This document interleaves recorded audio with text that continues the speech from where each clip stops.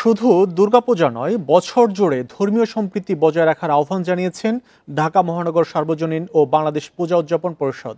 সকালে ঢাকেশ্বরী জাতীয় মন্দিরে সংবাদ সম্মেলনে বক্তারা বলেন, দুর্গাপূজার প্রস্তুতির মধ্যেই ১৩ জেলায় প্রতিমা ভাঙচুরের ঘটনা ঘটেছে।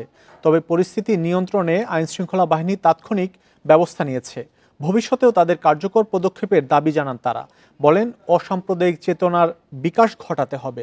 শারদীয় দুর্গাপূজা নিয়ে স্বরাষ্ট্র উপদেষ্টা ও ধর্মীয় উপদেষ্টা পৃথক বৈঠকে প্রতিকূল পরিস্থিতি মোকাবেলায় পদক্ষেপ নেওয়ার আশ্বাস দিয়েছেন বলেও জানান পূজা উদযাপন পরিষদের নেতারা।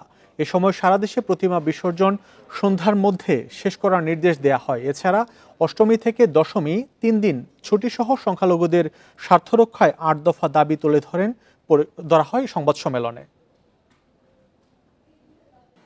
ঈদ, পূজা, বড়দিন, বুদ্ধ পূর্ণিমা প্রত্যেক সম্প্রদায়ের কাছে অত্যন্ত পবিত্র। সকল ধর্মীয় সম্প্রদায় তাদের ধর্মীয় অনুষ্ঠানগুলি সর্বোচ্চ শ্রদ্ধা দিয়ে সাত্ত্বিকভাবে উদযাপন করে থাকেন। পবিত্র ধর্মীয় অনুষ্ঠানগুলির উৎসবে সকল সম্প্রদায় মিলেমিশে একাকার হয়ে সার্বজনীন উদযাপন করবে। এটা হচ্ছে বাঙালির শাশ্বত ও চিরায়িত রীতি ঐতিহ্য।